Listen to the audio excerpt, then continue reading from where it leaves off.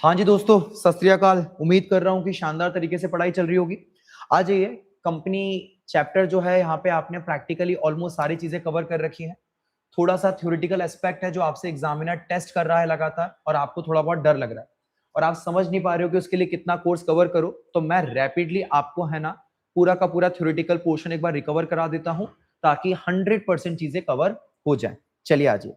तो इधर देखिए, सबसे पहले बच्चों यहाँ पे कंपनी की एक प्यारी सी डेफिनेशन लिखी हुई है। इस डेफिनेशन को पढ़ने से पहले बच्चों हम एक बार कंपनी के फीचर्स वापस से पढ़ लेते हैं, क्योंकि ये डेफिनेशन जो है फीचर्स का समअप ही है। पहला फीचर क्या कहता है? Incorporated under the law. Incorporated under the law का मतलब होता है कि कंपनी का जो जन्म होता है ये लॉ के तहत होता है। कंपनी एक आर्टिफिशियल पर्सन है which is created by law. कौन सा कानून इसको जन्म देता है? Companies act 2013। तो सर 2013 अगर इसको जन्म देता है तो इसका मतलब सारी कंपनी 2013 तक ही बनी है क्या? उसके बाद ही बनी है? उसके पहले कोई कंपनी नहीं थी? बिल्कुल थी बेटा। उसको प्रीवियस कंपनीज एक्ट कवर करते थे which is known as companies act 1956। तो कंपनी का जन्म होता है अकॉर्डिंग टू लॉ। ठीक है। सेकंड, कंपनी के अंदर बच्चे क्या लीगल एंटिटी होती है? सेपरेट लीगल एंटिटी होती है। सेपरेट लीगल एंटिटी का मतलब ये हो जाता है कि जैसे मान लीजिए कंपनी के शेयर होल्डर्स हैं, ठीक है, ये कंपनी के डायरेक्टर्स हैं और ये कंपनी खुद है, तो they all are separate person. Company को लीगली सेपरेट माना जाता है। कंपनी के करे हुए गुनाहों की सजा कंपनी को दी जाती है लीगली, है ना? तो ये बोला गया सेपरेट लीगल एंटिटी। कंपनी को बच्चे आर्टिफिशियल पर्सन बोला जाता है। आर्टिफिशियल पर्सन का मतलब क्या होता है? जैसे देख लिया आप, डोरेमोन देखा आपने। डोरेमोन क्या है? एक गुड्डा, एक आर्टिफिशियल पर्सन, एक कार्टून। क्या कोई भी इंसान डोरेमोन को मार सकता है?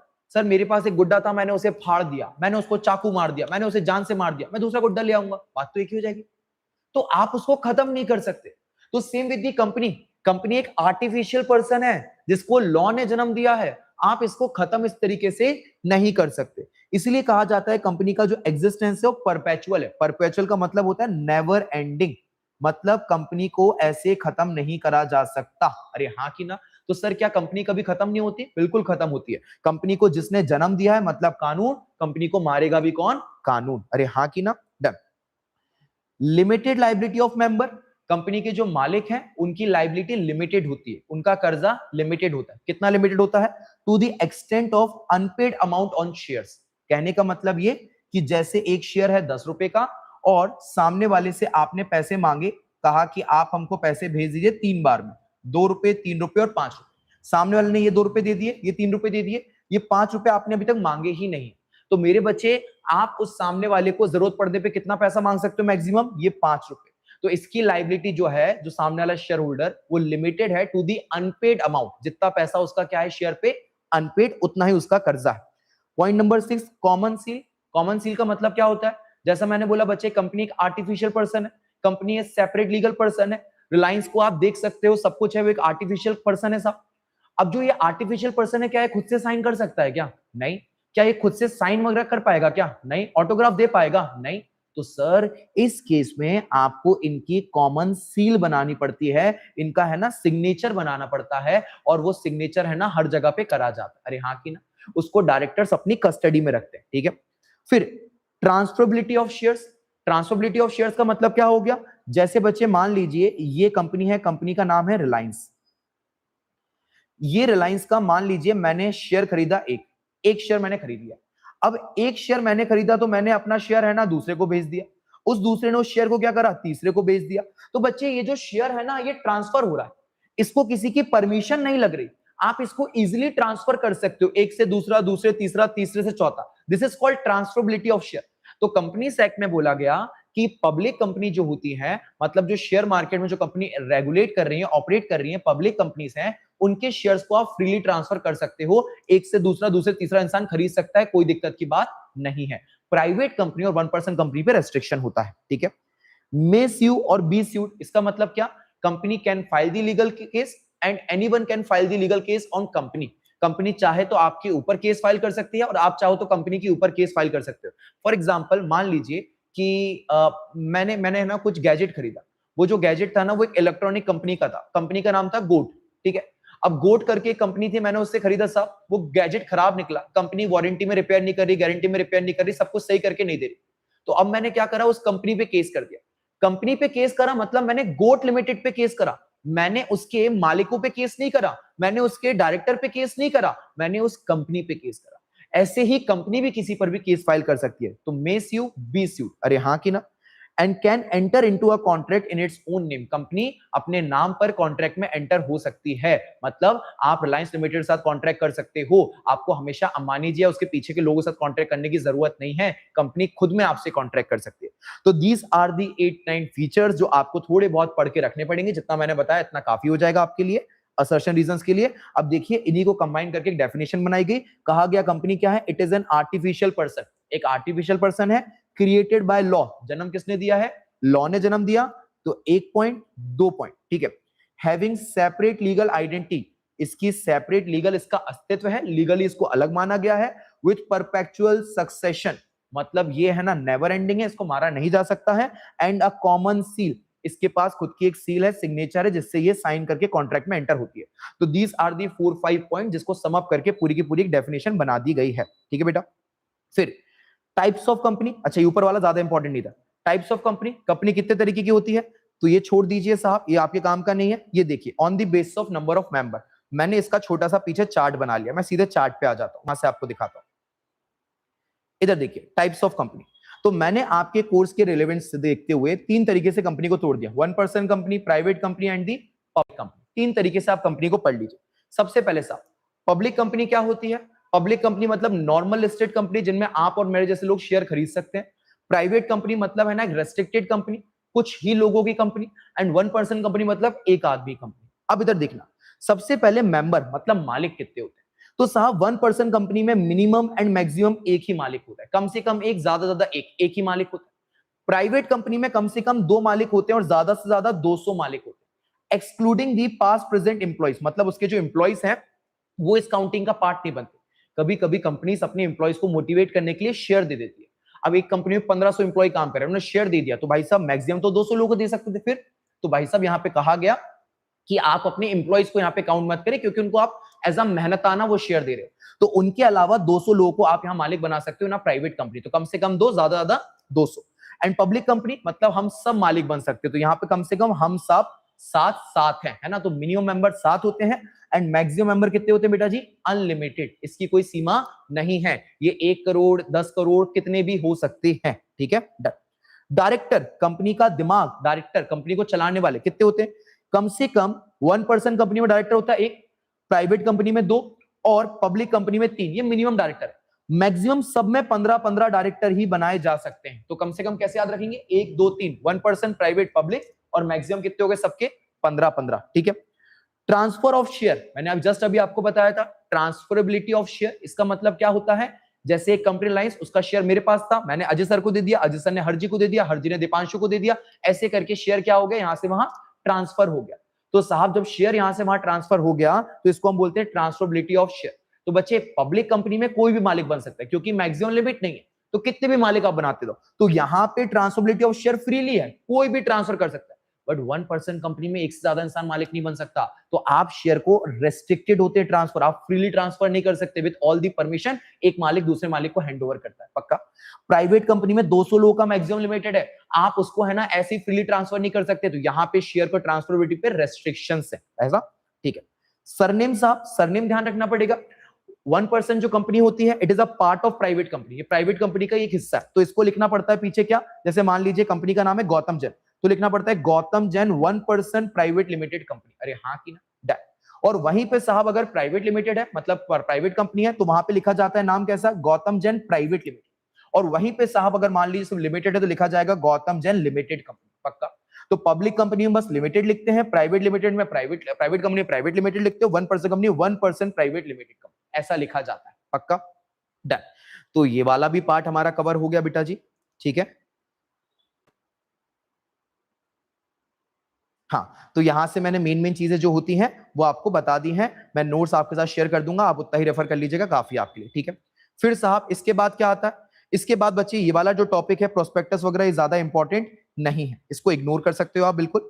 अब इसके बाद साहब क्या आता है, ये आता है एक इंपॉर्टेंट टॉपिक, इसका नाम है मिनिमम सब्सक्रिप्शन।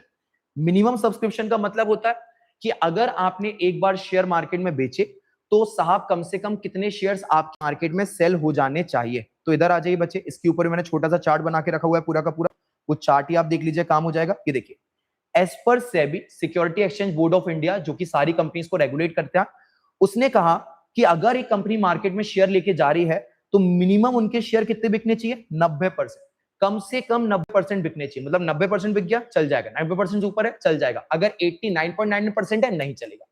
अगर 90% शेयर बिकते, 90% of what, 90% of issue share, तो जितने शेयर मार्केट में इशू करे उसका 90% कम से कम बेच के आना। अगर 90% आपने बेच दिए या उससे ज्यादा आपने बेच दिए तो आप आगे की पूरी एंट्रीज कर सकते हो, आगे का पूरा क्वेश्चन कर सकते हो, आगे आप सामने वाले को शेयर का मालिक बना सकते हो। ठीक है, कोई दिक्कत की बात नहीं, अलॉट कर दोगे शेयर। अगर आप 90% शेयर नहीं बेच पाए तो बच्चे इस केस में क्या करना पड़ेगा, जितना भी पैसा आपके पास आया है वो पूरा पैसा आपको बेटा रिफंड करना पड़ेगा, वापस करना पड़ेगा। और कब वापस करना पड़ेगा, विद इन 15 डेज, 15 दिनों के अंदर अंदर वापस करना पड़ेगा। नहीं करोगे तो क्या होगा, 15% से पेनल्टी लगेगा आपके ऊपर। अरे हाँ कि ना। तो अगर मिनिमम सब्सक्रिप्शन का क्राइटेरिया फुलफिल नहीं हुआ, विद इन 15 डेज पैसा वापस करोगे, नहीं करोगे तो क्या होगा, 15% से पेनल्टी आएगा। ठीक है, डन। तो ये भी टॉपिक छोटा सा कवर हो गया, यहां पे पूरा का पूरा यही लिखा हुआ है। ठीक है, डन। अब आते हैं बच्चे अगले कॉन्सेप्ट पे, कॉन्सेप्ट का नाम है प्रिलिमिनरी एक्सपेंसेस। प्रिलिमिनरी एक्सपेंसेस का मतलब क्या होता है, प्रिलिमिनरी एक्सपेंसेस का मतलब होता है कि जैसे मान लीजिए एक कंपनी है, कंपनी बना रहे, कंपनी का नाम है साहब, कंपनी का नाम है साहब एबीसी लिमिटेड। अब बच्चे ये एबीसी लिमिटेड कंपनी क्या ऐसी ही बन जाती है, मैंने सोचा कंपनी बन जाएगी, कंपनी बन जाएगी, क्या नहीं साहब। इस कंपनी को बनाने के लिए 2-3 लोग आएंगे, जैसे मान लीजिए 2-3 लोग हो गए, लोगों का नाम था ए और दूसरे का नाम था बी और तीसरे का नाम था सी। ये तीनों के तीनों लोग है ना, अपनी कंपनी को एस्टेब्लिश करने के लिए रजिस्टर्ड करेंगे। They will register under the shop and registration act, गुमाश्ता बना लेंगे, उसके इलेक्ट्रिसिटी बिल वगैरह बनाएंगे, उसकी रजिस्टर्ड डीड वगैरह बनाएंगे, देन जाके उसको इनकॉर्पोरेट करेंगे, सर्टिफिकेशन ऑफ इनकॉर्पोरेशन मिलेगा, गवर्नमेंट को चालान फी भरेंगे, ऐसे करके ढेरों लीगल खर्चे करेंगे, बहुत सारा खर्चा करेंगे, उसके बाद जाके कभी इनकी कंपनी रजिस्टर्ड हो पाएगी। तो बच्चे अब जो खर्चे आपने कंपनी के जन्म से पहले करे, कंपनी के जन्म के लिए करे हैं, उन खर्चों को कहा जाता है preliminary expenses, before incorporation expenses. तो देखिए, expenses incurred for incorporation, company के जन्म के लिए खर्चे करें, उसके जन्म से पहले खर्चे करे गए, अरे हाँ कि ना, उसके रजिस्ट्रेशन के लिए खर्चे करें, इनको कहा जाता है प्रिलिमिनरी एक्सपेंसेस। अच्छा, ये प्रिलिमिनरी एक्सपेंसेस करता कौन है, जो कंपनी को बनाना चाहता है। जो कंपनी को बनाना चाहता है उसको हम प्यार से कहते हैं प्रमोटर्स। क्या कहते हैं प्यार से उसको अपन, प्रमोटर्स। ये लोग कंपनी को रजिस्टर्ड करना चाहते हैं। अब बच्चे अगर किसी प्रमोटर ने कंपनी को बनाया, ये प्रिलिमिनरी एक्सपेंसेस है, इसका क्या होता है, इसकी अकाउंटिंग कैसे होती है, आ जाइए इसकी अकाउंटिंग में आपसे डिस्कस कर लेता हूं फटाक से। चार्ट बना रखे हैं मैंने इन सबके, जल्दी जल्दी आपके साथ डिस्कशन कर पाऊं। ये देखिए, इश्यू ऑफ शेयर्स और डिबेंचर। बच्चों उधर बोला गया कि जो प्रमोटर्स हैं, जिन्होंने प्रिलिमिनरी खर्चे करा, इतनी मेहनत करा, वो खर्चा उनकी जेब से गया। अब कंपनी क्या करती है, या तो उनको खर्चे के बदले में पैसा दे देती है, और पैसा नहीं दे पाएगी तो कंपनी उनको कभी कभी है ना शेयर या डिबेंचर देती है। तो आपने ये टॉपिक पढ़ा होगा, issue of shares to promoters, है ना, या issue of debentures to promoters. अब इसकी एंट्री कैसे करी जाती है, बहुत ध्यान से देखना बच्चे। सबसे पहले ये जो खर्चे थे, इनका नाम था इनकॉर्पोरेशन एक्सपेंसेस या प्रिलिमिनरी एक्सपेंसेस। खर्चा है साहब, एक्सपेंस है, अगर एक्सपेंस बढ़ता है तो भाई साहब क्या होता है, डेबिट हो जाता है भाई साहब, ये डेबिट हो गया। फिर दूसरी तरफ ये खर्चे का पैसा देना किसको है, प्रमोटर्स को। जब तक आप उन मालिकों को, मतलब हमारे केस में हमने रखे थे ए बी और सी, जब तक आप उन मालिकों को उनके हक का पैसा नहीं देते तो साहब ये आपके लिए क्या रहता है, लायबिलिटी, और लायबिलिटी बढ़ेगी तो क्या हो जाएगा, क्रेडिट। तो पहली एंट्री हो जाएगी प्रीलिमिनरी एक्सपेंसेस, मतलब खर्चा अकाउंट, डेबिट टू लायबिलिटी। अरे हाँ कि ना, ये हो जाएगा। फिर जिस पल आप इन प्रमोटर्स को पैसा दे दोगे तो ये लायबिलिटी क्या हो जाएगी, खत्म। तो लायबिलिटी खत्म होगी तो क्या हो जाएगा, डेबिट। इधर देखो, promoters account, debit.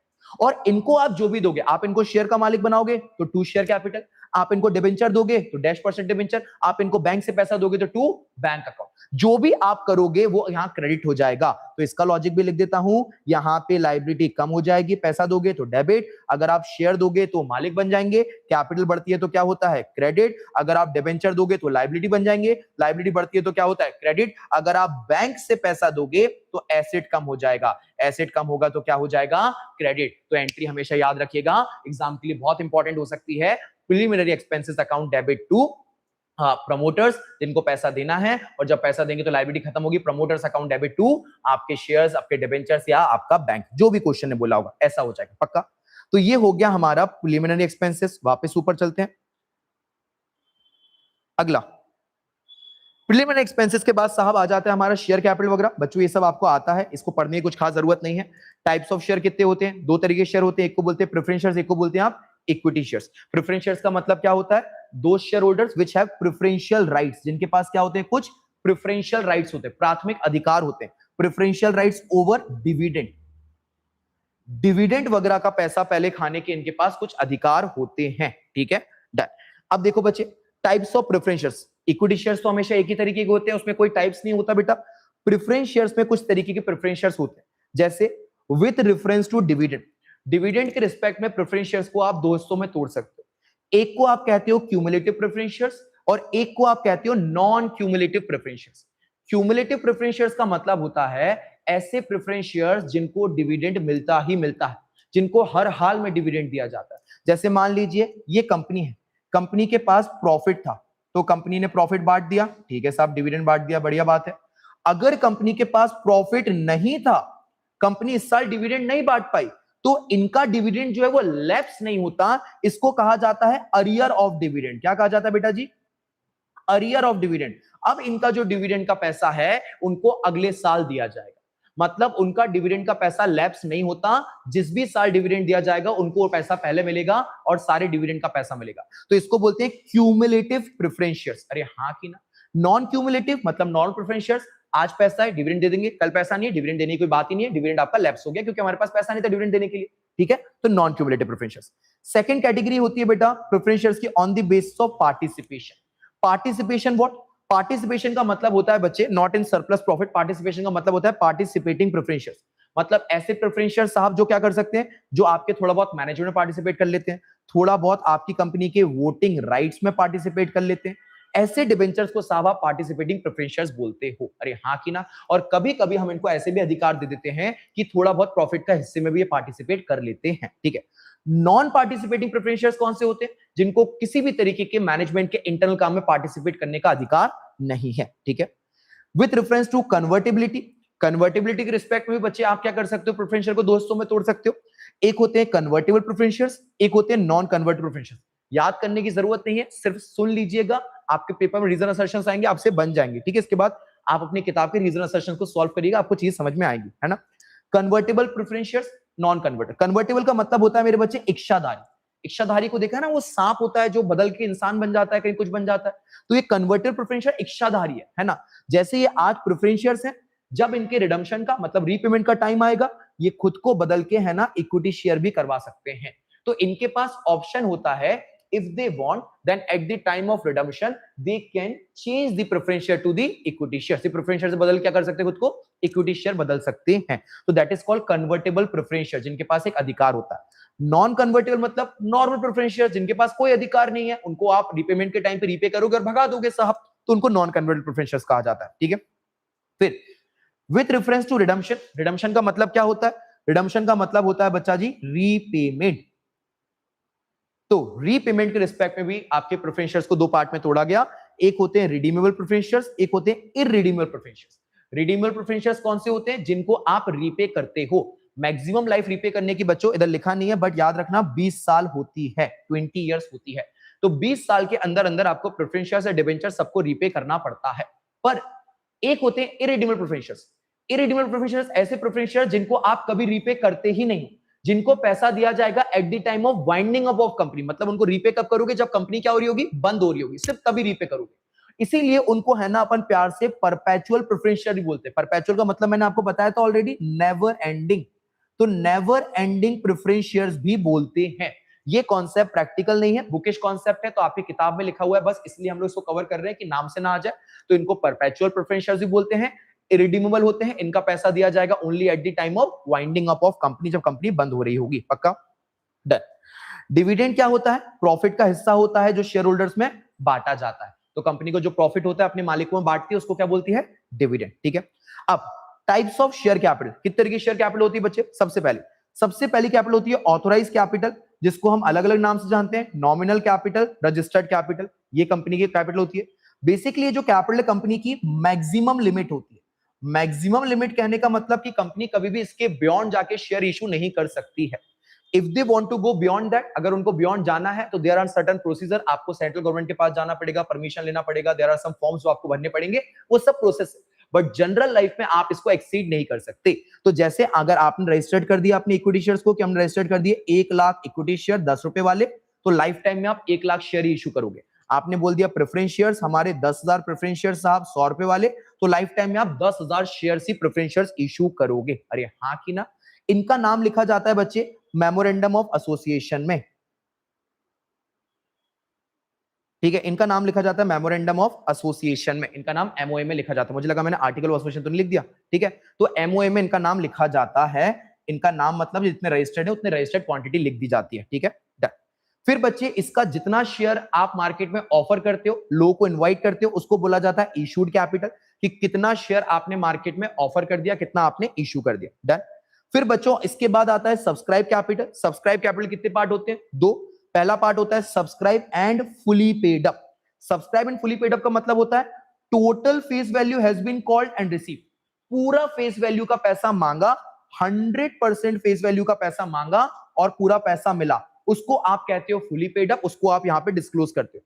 Subscribe but not fully paid up का मतलब क्या होता है? जहां पे आपने पूरा पैसा अभी तक ना मांगा ना आपको रिसीव हो पाया। जैसे total face value has been called up but not receive, आपने पूरा पैसा मांग लिया पर मिला नहीं। फिर जैसे total face value has not yet been called, आपने पूरा पैसा अभी तक मांगा ही नहीं बेटा। या फिर इनका कॉम्बिनेशन। अरे हाँ कि ना। तो कहने का मतलब अगर पूरा पैसा मांगा, पूरा मिल गया, 100% ओनरशिप दे चुके हो, तो subscribe and fully paid up, और उसके अलावा कुछ भी केस होगा तो subscribe but not fully paid up. ठीक है, कॉल्ड अप कैपिटल भी एक टर्म होता है बच्चे। इसका मतलब क्या होता है? जब आप सामने वाले से पैसा मांगते हो, जैसे मान लीजिए एक शेयर था 3 रुपए 2 रुपए और ये 5 रुपए, ऐसा करके पैसा मांगा था, तो हमने 3 रुपए मांग लिया 2 रुपए मांग लिया, तो ये हो जाता है कॉल्ड अप। जितना पैसा आपने कॉल कर लिया शेयर होल्डर से उसे कॉल्ड अप बोलते हैं। जो पैसा आपने नहीं मांगा इसको बोलते हैं अनकॉल्ड कैपिटल। अरे हाँ कि ना, अभी आपने पैसा मांगा ही। पेड अप कैपिटल का मतलब होता है मेरे बच्चे कि जितना अमाउंट आपको पे कर दिया गया। कॉल्ड अप का वो हिस्सा जो लोगों ने पे कर दिया। जैसे 3 रुपए मांगा था 2, तो 3 रुपए दे दिया, 3 रुपए पेड अप। 2 रुपए नहीं दिया, 2 रुपए आपका क्या रह गया? अनपेड रह गया। डन। फिर कुछ और इंपॉर्टेंट टर्म से बच्चे, जैसे आता है कॉल्स इन अरियर्स। आप सबको पता है कॉल्स इन का मतलब क्या होता है? ये शेयर चैप्टर का बैड डेप्ट है। अगर आपने पैसा मांगा नहीं मिला, आप इसको क्या बोल दोगे? कॉल्स इन अरियर्स बोल दोगे। पक्का? कॉल्स इन अरियर्स को कहां दिखाया जाता है? कॉल्स इन अरियर्स को बच्चे आप लोग दिखाते हो बैलेंस शीट में। और बैलेंस शीट में कहां दिखाते हो? बैलेंस शीट में आप इसके नीचे बनाते हो notes to account. Notes to account में आप बनाते हो शेयर कैपिटल की पूरी हिस्ट्री। उसके अंदर जाते हो subscribe but not fully paid up में, और वहां पे माइनस करके दिखाते हो आप कॉल्स इन अरियर्स को। क्या ये बात क्लियर है? ये क्वेश्चन हमेशा पूछा जाता है कि ये कहां डिस्क्लोज होता है बैलेंस शीट में, तो ये हमेशा माइनस होता है, रिड्यूस होता है from the subscribe capital but not fully paid up में, वहां इसको माइनस करा जाता है कॉल्स इन अरियर्स को। क्या ये बात क्लियर है? डन। फिर होता है calls in advance. Calls in advance का मतलब होता है कि आपको समय से पहले पैसा मिल जाना। अगर आपको समय से पहले पैसा मिला हुआ है तो ये आपके ऊपर एक तरीके का लायबिलिटी है। आप खुद सोच के देखिए, कंपनी है, कंपनी ने बोला कि साहब आप पैसा देना 1 जून को, आप पैसा देना साहब 1 सितंबर को, अगला आप पैसा देना 31 दिसंबर को। ऐसे करके आपने 3 किस्तें बना दी। एक बंदे ने 31 दिसंबर का पैसा पहले से दे दिया, तो जिस बंदे ने पहले से पैसे दे दिया, क्या आपके पास पहले से पैसा आ गया? क्या आपने उससे पैसा मांगा था? नहीं। क्या आप उसको मालिक बना सकते हो? नहीं। तो इसको बोला जाएगा कॉल्स इन एडवांस। अगर एडवांस में आपने पैसा रिसीव कर लिया बच्चे, तो ये आपके ऊपर लायबिलिटी है।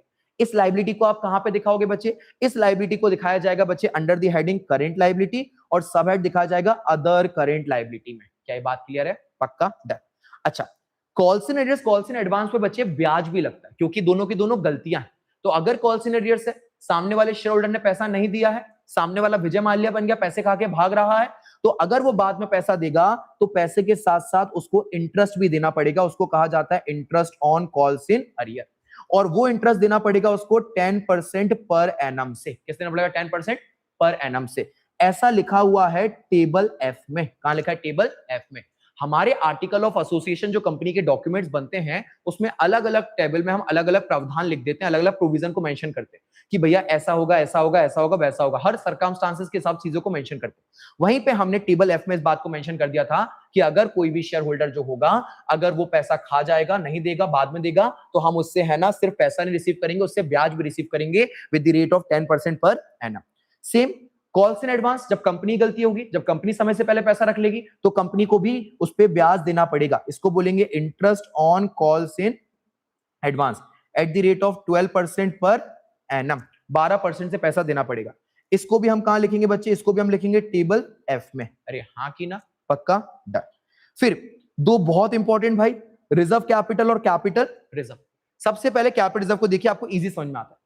कैपिटल रिजर्व जैसे आपके अलग अलग रिजर्व होते हैं, security premium reserve, general reserve, हर रिजर्व का एक मकसद होता है, और जिस रिजर्व का मकसद नहीं होता उसको हम फ्री रिजर्व मतलब जनरल रिजर्व बोल देते हैं। ऐसे ही बच्चे एक रिजर्व आता है कैपिटल रिजर्व, इसके भी कुछ पर्पसेस होते हैं, तो साहब इसको हम एक पर्टिकुलर रिजर्व की तरह ट्रीट करते हैं। ये one of the specific reserve है जिसको किसी पर्टिकुलर पर्पस के लिए बनाया जाता है, लाइक सिक्योरिटी प्रीमियम रिजर्व। अब ये जो रिजर्व है ये क्रिएट कहां से होता है, तो it is created out of capital profit. कहां से क्रिएट होता है, कैपिटल प्रॉफिट। कैपिटल प्रॉफिट का मतलब क्या होता है, जैसे आप लोग शेयर को जब्त करते हो, तो शेयर को जब्त करते हो, शेयर फोरफिट होता है, शेयर फोरफिट करके शेयर रीइश्यू करते हो। अगर रीइश्यू करते समय कुछ पैसा आपका बच जाता है तो उसको आप कहां ट्रांसफर करते हो, कैपिटल रिजर्व। तो बच्चे जो शेयर है ना ये आपकी कैपिटल है, तो कैपिटल नेचर के एक्सचेंजेस में अगर कोई भी प्रॉफिट होता है तो उसको कैपिटल रिजर्व में लाया जाता है। तो capital reserve is created out of capital nature profit, पक्का कैपिटल प्रॉफिट से इसको क्रिएट करा जाता है। सेकंड, ये एक एमसीक्यू यहां से निकलता है, ये रिजर्व जो है इसको आप डिविडेंड बांटने के लिए नहीं रखते। कैपिटल रिजर्व से कभी डिविडेंड नहीं बांटा जाता, कैपिटल नेचर के प्रॉफिट से कभी भी डिविडेंड नहीं मार्केट में डिस्ट्रीब्यूट करा जाता है, इस बात का ध्यान रखना पड़ेगा। डिस्क्लोज कहां करेंगे, सारे रिजर्व के साथ। सारे रिजर्व कहां डिस्क्लोज होते हैं बेटे, रिजर्व्स एंड सरप्लस में under the heading share holder fund. तो share holder fund, reserve and surplus में इसको डिस्क्लोज कर दिया जाएगा बैलेंस शीट में, ठीक है। तो capital reserve one of the specific reserve है, लाइक सिक्योरिटी प्रीमियम रिजर्व, इसके यूज बड़े स्पेसिफिक हैं, वहीं पे आप इसका यूज कर सकते हो। It is created out of capital nature profit, आप इसके प्रॉफिट को एज अ डिविडेंड डिस्ट्रीब्यूट नहीं कर सकते। It should be disclose in a balance sheet under the heading share holder fund under sub heading reserves and surplus, बरोबर।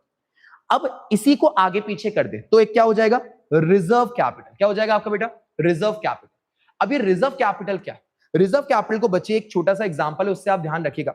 जैसे आपकी गाड़ी है तो गाड़ी में एक पेट्रोल का हिस्सा होता है रिजर्व पेट्रोल। रिजर्व पेट्रोल आप कब यूज करते हो, क्या हर कभी यूज कर सकते हो क्या, नहीं, रिजर्व पेट्रोल यूज होता है आखिर में जाके। तो same with the reserve capital, companies क्या करती हैं, अपना कैपिटल का एक हिस्सा रिजर्व में रखवा देती हैं। मतलब वो शेयर होल्डर को बोलती हैं कि शेयर होल्डर भाई सुनो, अभी हमें जरूरत नहीं है, आप अभी पैसा मत दो, ये पैसा आप समझ लो हमारा रिजर्व है, हमने आपके पास रखवा दिया है, हमें जब वाइंड अप होंगे, जब हमारा बिजनेस बंद होगा, जब हमें सबसे ज्यादा जरूरत होगी, उस पॉइंट ऑफ टाइम पर आप हमको ये पैसा लाके दे देना आखिरी समय पे। तो याद रखना रिजर्व कैपिटल, अगर रिजर्व वर्ड आगे आ गया है, प्रीफिक्स में आ गया है, तो क्या आपको याद रखना पड़ेगा, with the help of example of गाड़ी वाला पेट्रोल वाला एग्जांपल। तो गाड़ी का जो पेट्रोल होता है वो रिजर्व में होता है, कब यूज करते हो, आखिरी समय पे। तो रिजर्व कैपिटल कभी कब यूज करा जाता है, आखिरी समय पे, वाइंडिंग अप ऑफ कंपनी के टाइम पे। तो देखिए, it is a part of uncalled capital that the company decide not to call except at the time of winding up of company. तो कंपनी ने बोला कि हम इसको अभी नहीं मंगाते हैं, कब मंगाएंगे, सिर्फ और सिर्फ वाइंडिंग अप के समय पे मंगाएंगे, पक्का। ये अनकॉल्ड कैपिटल का एक हिस्सा है जो हमने अभी तक मंगाया नहीं है, पक्का। इनिशियल पब्लिक ऑफर बच्चे, जब आप शेयर इशू करते हो मार्केट में उसको बोलते हैं आईपीओ लेके आना। जब आप वापस से शेयर इशू करते हो उसको कहते हैं एफपीओ, फर्दर पब्लिक ऑफर, ठीक है। ये आपके कोर्स में ज्यादा कुछ खास नहीं है, इसको छोड़ दीजिए, इसको छोड़ दीजिए, डन।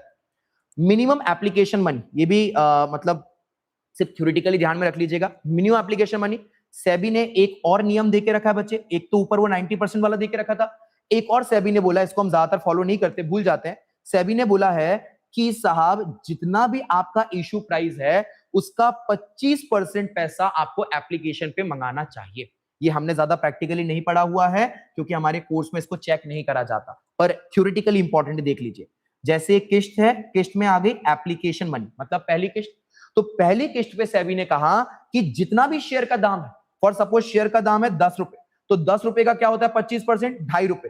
तो कम से कम 2.5 रुपए तो आपको एप्लीकेशन पे मंगाने पड़ेंगे।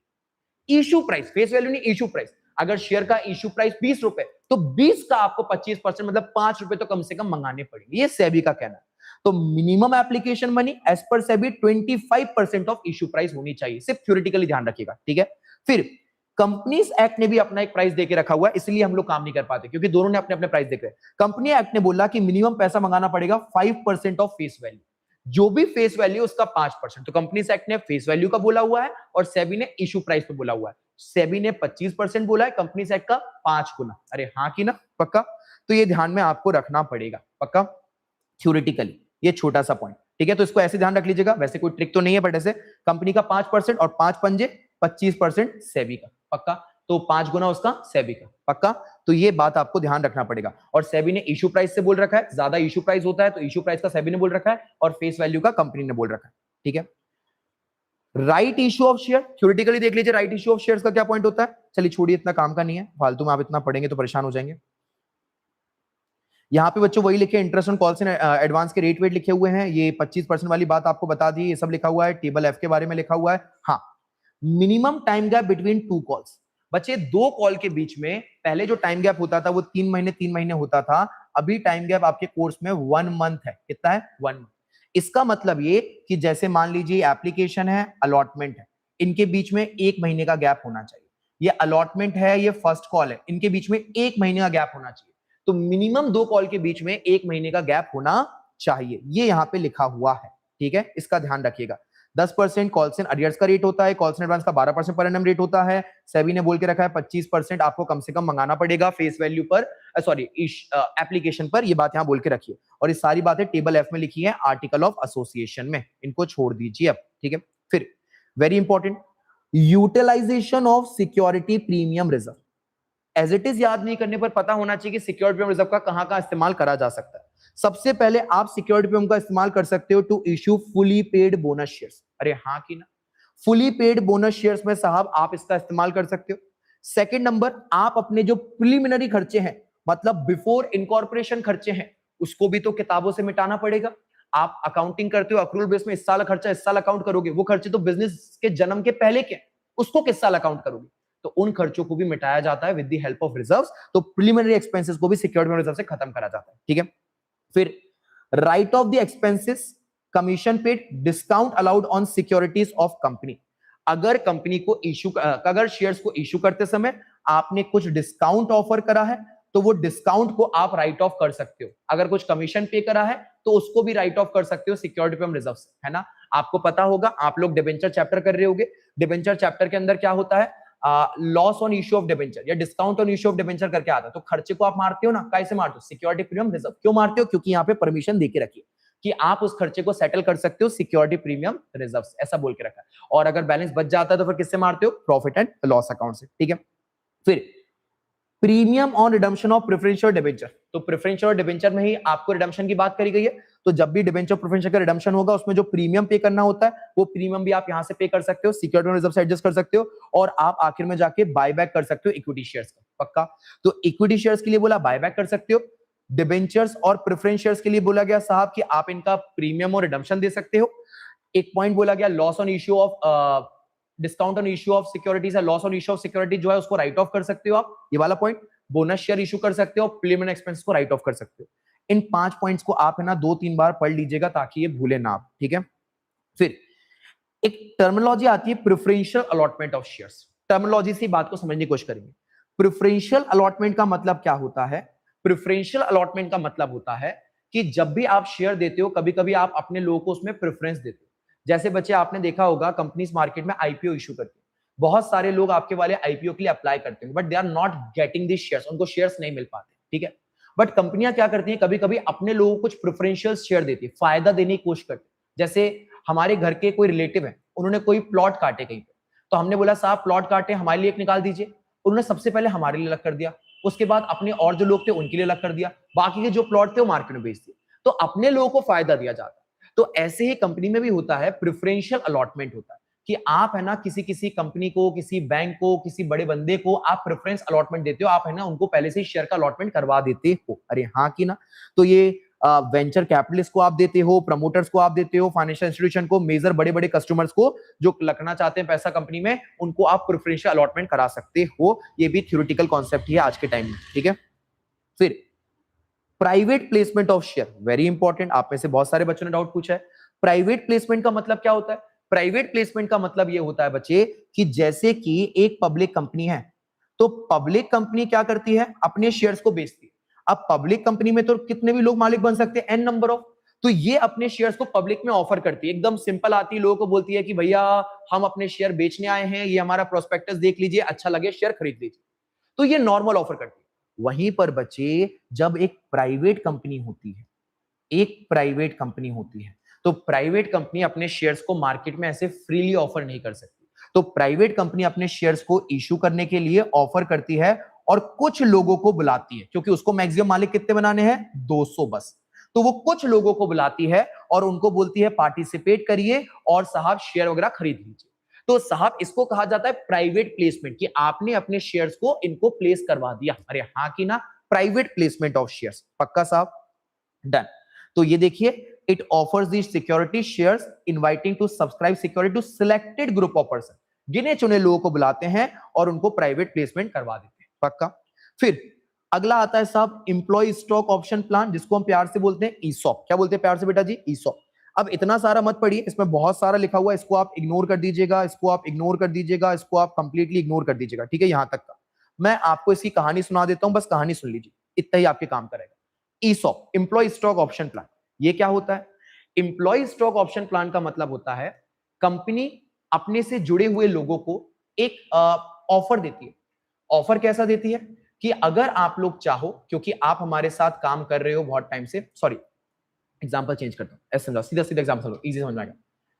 इन्फोसिस कंपनी है, इन्फोसिस ने क्या करा था, उसके पास शुरू में पैसा नहीं था ज्यादा देने को, है ना, तो उसने क्या करा, उसके पास जितने लोग काम कर रहे थे एम्प्लॉय वगैरह, उसने सोचा कि इन एम्प्लॉयज को भागने ना दिया जाए। अब सैलरी तो वो दे नहीं पा रहे ज्यादा, अब एम्प्लॉयज को कैसे रोका जाए? तो इन्फोसिस के मालिक ने क्या करा, इन्फोसिस नारायण मूर्ति जी ने क्या करा, अपने एम्प्लॉयज को एक ऑफर दिया। उनको कहा एम्प्लॉयज सुनिए, आप लोग हमारे साथ काम कर रहे हैं और हम चाहते हैं कि आप ऐसे ही काम करें, क्योंकि आप लोग इतना अच्छा काम कर रहे हैं, तो हम चाहते हैं कि आप हमारी कंपनी के शेयर्स भी खरीदे, मालिक बने, पर आपको शेयर मिलेंगे 4 साल बाद, 5 साल बाद, और 4 साल 5 साल बाद आपको शेयर मिलेंगे, मान लीजिए मार्केट में चल रहा है 100 रुपए का, आपको मिलेगा शेयर 10 रुपए में, आपको मिलेंगे शेयर 20 रुपए में। इसको बोलते हैं एम्प्लॉय स्टॉक ऑप्शन प्लान, कि आपने अपने स्टॉक एम्प्लॉय को दे दिया। अब इससे क्या होगा, एम्प्लॉय 4 साल या 5 साल तक आपकी कंपनी छोड़ के नहीं जा सकता, उसे 4 साल या 5 साल आपके यहां पे काम करना पड़ेगा। तो दैट इज कॉल्ड ईसॉप, जहां पे आप अपनी इक्विटी शेयर्स या अपने शेयर्स को अपने एम्प्लॉयज को ऑफर करते हो, बोलते हो 4 साल 5 साल हमारे साथ जुड़कर काम कीजिए, आपको ये शेयर्स आपके हो जाएंगे। ऐसा करके आप उनको ऑफर करते रहते हो ताकि वो जुड़ के काम करें, इसको कहा जाता है एम्प्लॉय स्टॉक ऑप्शन प्लान। तो देखिए, अ कंपनी में offer the option to its employees, employ director to subscribe the share of the company at lower than its market value or fair value at a future date। तो जैसा मैंने बताया, market value 100 रुपए है, हम आपको 10 रुपए में दे देंगे, कम दाम पे दे देंगे, ठीक है, और इससे एम्प्लॉइज को मोटिवेशन मिलता है, वो काम करना स्टार्ट करते हैं। That is the theoretical concept, पहले बुक्स में पार्ट में हुआ करता था, अब नहीं है, इसको आप इग्नोर कर देंगे, अभी हमारे लिए थ्योरेटिकल कॉन्सेप्ट है। ये वाला चार्ट मैंने डिस्कस कर लिया था, ये छोटा चार्ट पे आता हूं। शेयर जो है बच्चे मार्केट में इश्यू हो सकते हैं, काय पे इश्यू हो सकते हैं, एट पार, एट प्रीमियम। क्या शेयर कभी डिस्काउंट पे इशू हो सकता है? शेयर डिस्काउंट पर इशू नहीं हो सकता जनरली, पर इसका एक एक्सेप्शन है। एक्सेप्शन क्या है? स्वेट इक्विटी शेयर, खून पसीने की कमाई वाले शेयर, ये शेयर की कैटेगरी आपकी इशू हो सकती है डिस्काउंट पे। शेयर किसको दिए जाते हैं? एम्प्लॉइज को दिए जाते हैं, है ना, ये भी ईसॉप के अंदर भी आते हैं कभी कभी, ठीक है, ईसॉप में भी आप स्वेट इक्विटी शेयर दे देते हो, ठीक है। फिर री इशू, शेयर रीइश्यू किस प्राइस पे होता है? शेयर रीइश्यू किसी भी प्राइस पे हो सकता है, शेयर रीइश्यू पार पे हो सकता है, शेयर रीइश्यू प्रीमियम पे हो सकता है, एंड शेयर रीइश्यू डिस्काउंट पर भी हो सकता है। नाउ कितना मैक्सिमम अमाउंट का आप डिस्काउंट ऑफर कर सकते हो? तो मैक्सिमम जो आपका डिस्काउंट होगा, it shall not exceed the amount of share forfeiture. जितना पैसा आपने शेयर पे जब्त करा था, क्योंकि आप शेयर को वापस बेच रहे हो, तो उतने ही पैसे का आप मैक्सिमम डिस्काउंट दे सकते हो। फॉर एग्जाम्पल, मान लीजिए मैंने शेयर इशू करा, सामने वाले से मैंने मांगे 10 रुपए, उसने मुझे 10 रुपए नहीं दिए, उसने मुझे कितने दे दिए? 7 दे दिए। मुझे गुस्सा आया, मैंने क्या कर दिया? उसका शेयर फॉरफिट कर दिया। शेयर फॉरफिट करे कितना पैसा जमा हो गया? पास 7 रुपए जमा हो गया।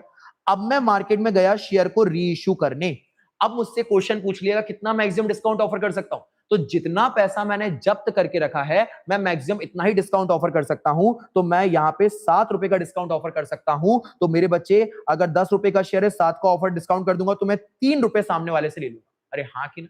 तो इससे ज्यादा डिस्काउंट दे सकता हूं, डिस्काउंट तो दे सकता हूं विद वन कंडीशन कि इतना मैक्सिमम डिस्काउंट पर शेयर दे सकता हूं। पक्की बात है साहब? डन।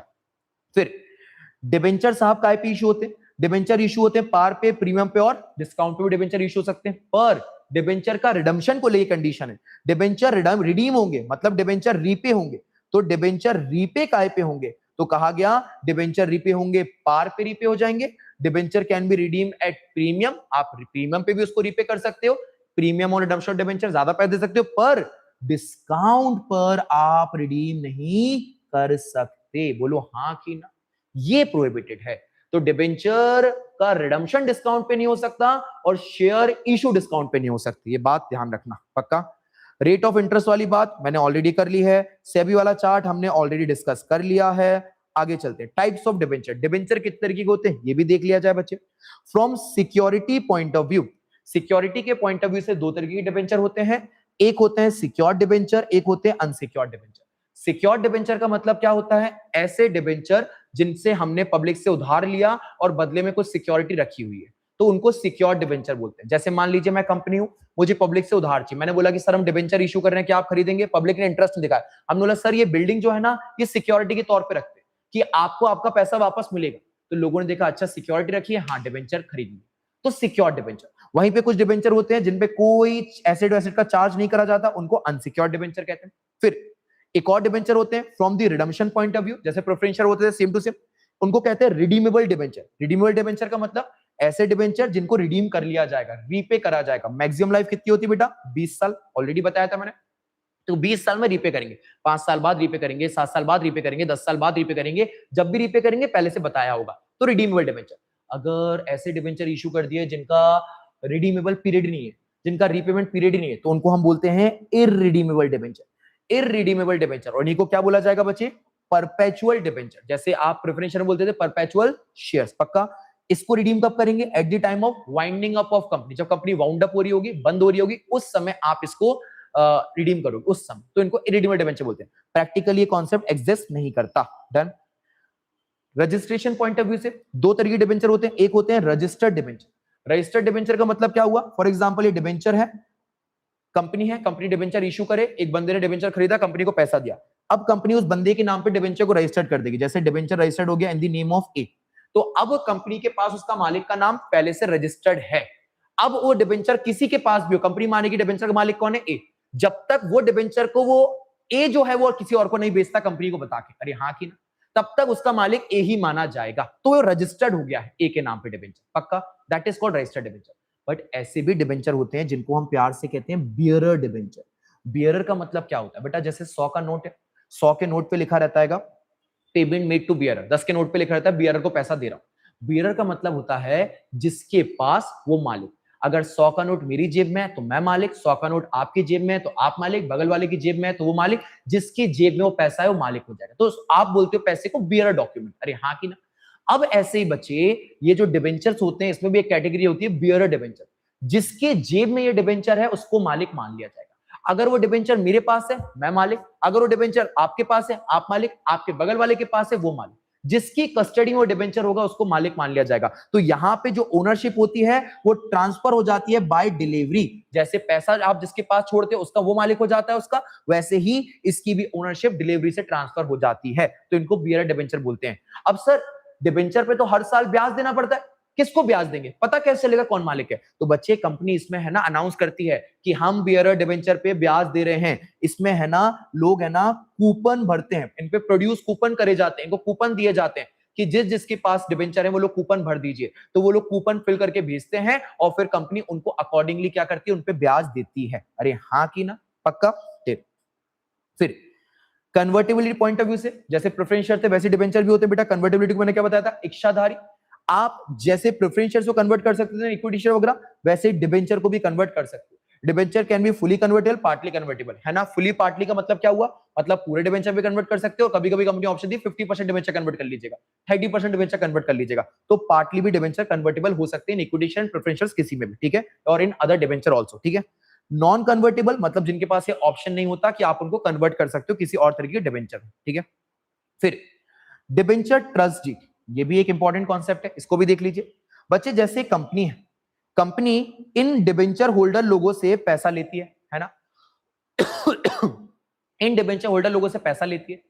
अब कानून वालों को है ना, जो लॉ मेकर्स, उनको डर लगता है, उनको लगता है यार ये कंपनी है ना गेम ना कर जाए, कंपनी इनको धोखा ना देके चले जाए। लोगों ने बड़ी उम्मीद से छोटा छोटा पैसा दे दिया, 1000 रुपए, 2000 रुपए, 5000 रुपए, अगर कंपनी ठक्कर भग गई तो लॉ ने है ना एक रूल बना दिया। रूल क्या बना दिया कि जब भी कंपनी डिबेंचर इशू करेगी उस समय ये लोग मिलकर है ना एक ट्रस्टी को अपॉइंट करेंगे। किसको अपॉइंट करेंगे? ट्रस्टी।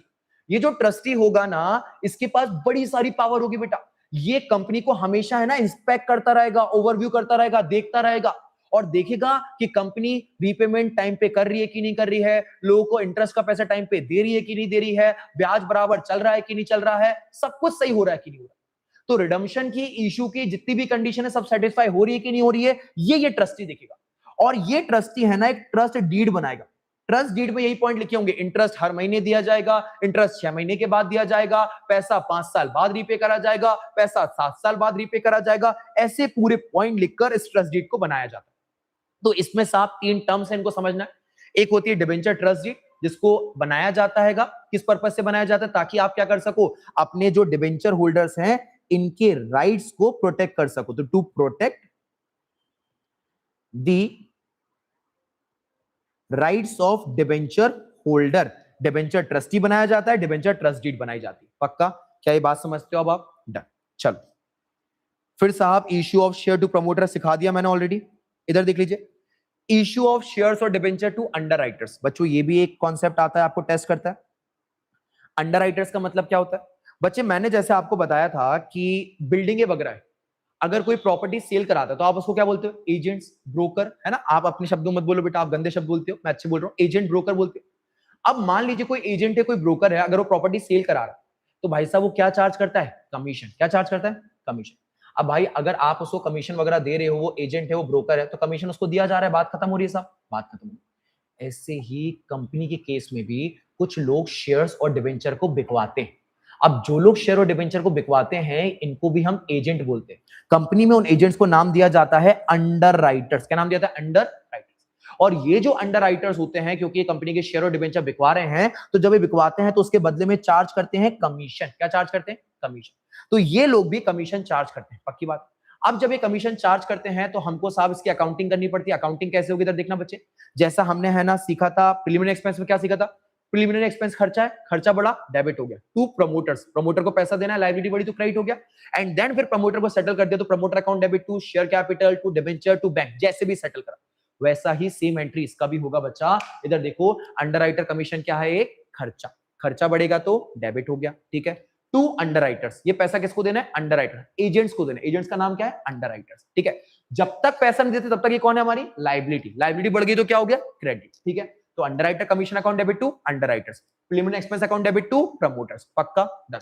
फिर अब जब अंडरराइटर्स का पेमेंट करेंगे तो दूसरी एंट्री पास करेंगे, लायबिलिटी खत्म होगा तो डेबिट हो जाएगा, अंडरराइटर अकाउंट डेबिट टू। अगर शेयर दे रहे हो तो शेयर कैपिटल लिख दोगे, अगर डिबेंचर दे रहे हो तो 10% 12% डिबेंचर लिख दोगे, और अगर बैंक से पैसा दे रहे हो तो टू बैंक वगैरह लिख दोगे।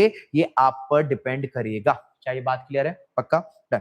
कॉल सेंटर्स को कहां शो करते हैं बता दिया है, कॉल सेंटर एडवांस को कहां शो करते हैं डिस्कस कर लिया है। इंटरेस्ट अक्रूड और आउटस्टैंडिंग, अगर इंटरेस्ट अक्रूड और आउटस्टैंडिंग होगा इसको बैलेंस शीट में कहां शो करेंगे? बच्चों इधर देखना ध्यान से, इंटरेस्ट अक्रूड और आउटस्टैंडिंग को बैलेंस शीट में कहां दिखाया जाता है?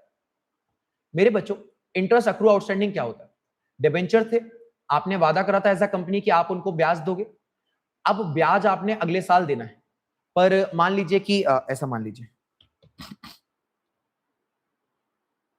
ये पूरा साल है, 1/4/24, 31/3/25, आपने डिबेंचर इशू कर दिए 1 अक्टूबर 2024। आपने बोला हम ब्याज देंगे सालाना, मतलब ब्याज देंगे यहां तक, पक्का? ब्याज कब देंगे हम? अगले 1 अक्टूबर को ब्याज दे देंगे, इस डेट पे हम ब्याज देंगे। अब मेरे बच्चे, हम तो अकाउंटिंग ईयर वाइज करते हैं। अब साहब यहां पे बोला गया कि अगर हमने ब्याज अगले साल देना है तो भाई साहब हमारी अकाउंटिंग स्टार्ट होगी अक्टूबर, नवंबर, दिसंबर, जनवरी, फरवरी, मार्च, ये 6 महीने। ये 6 महीने का ब्याज तो इस साल का ब्याज है, इसकी अकाउंटिंग तो इस साल होनी चाहिए।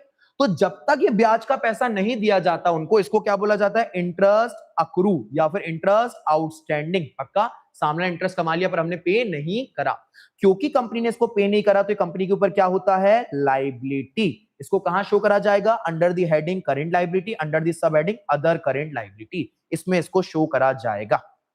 ठीक है, एक और कॉन्सेप्ट होता है zero coupon bond. Zero coupon bond क्या होता है बच्चा जी? इधर देख लीजिए, जीरो कूपन बॉन्ड का मतलब होता है, मान लीजिए कि साहब ये डिबेंचर है, इसके आगे लिखा है 10% डिबेंचर, तो ये जो 10% है ना, इसको बोलते हैं कूपन रेट, मतलब इंटरेस्ट रेट। पक्का? जीरो कूपन बॉन्ड का मतलब होता है, या जीरो कूपन डिबेंचर का मतलब होता है कि लाइक ये डिबेंचर है, इसके आगे रेट ही नहीं लिखा। अब जब रेट नहीं लिखा साहब, तो ये क्या होगा? ये जीरो कूपन हो जाएगा। मतलब इनको सर ब्याज नहीं दिया जाएगा, हाँ इनको ब्याज नहीं दिया जाएगा। क्यों? क्योंकि आगे रेट ही नहीं डिफाइंड है। तो फिर से ये लोग क्यों खरीदते हैं? इसलिए खरीदते हैं बच्चे, ये लोग डिबेंचर का पैसा क्यों देते हैं? इसलिए देते हैं क्योंकि बच्चे कंपनी क्या करती है, इनको जब रीपे करती है पैसा, फाइनल अमाउंट रीपे करती है रिडम्पशन के समय, तब कंपनी इनको 8-10 गुना पैसा रीपे करती है। 8-10 गुना। मान लीजिए 10 रुपए का डिबेंचर था, कंपनी बोलती है भाई साहब हम आपको देंगे 120 रुपया, 10-12 गुना पैसा आपको रीपे करती है। लो भाई साहब, तो कंपनी ने बोला कि मेरे को है ना हर साल की माता पच्ची नहीं चाहिए, हर साल आपको ब्याज देता रहूं, ब्याज देता रहूं, ब्याज देता रहूं, मेरा टाइम खराब होता है। इकट्ठा रीपेमेंट करेंगे, 10 गुना एक्स्ट्रा पैसे देंगे, बात खत्म करिए। That is called zero coupon bond और जीरो कूपन डिबेंचर, जहां पे इंटरेस्ट रेट जीरो होता है, बट ईयर एंड पे जाकर, आखिर में जाके आपको है ना फायदा दे दिया जाता है। क्या ये बात क्लियर है? तो आई होप मैंने सारे के सारे इंपॉर्टेंट कॉन्सेप्ट्स कवर कर लिए हैं।